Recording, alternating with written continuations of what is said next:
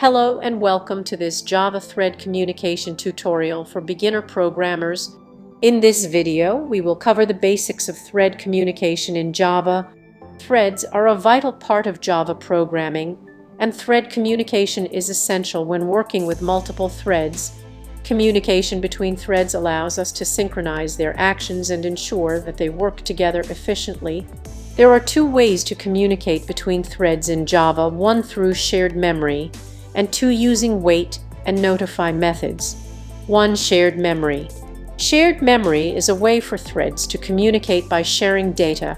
When working with shared memory, we must ensure that we use synchronization to prevent data races and ensure threads access shared data in a controlled manner.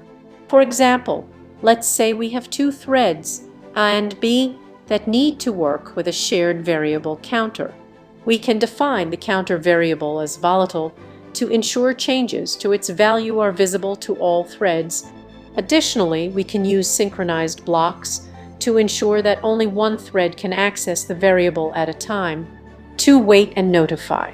The wait and notify methods are used to communicate between threads by allowing them to signal each other. The wait method causes a thread to wait for another thread to signal that it can continue.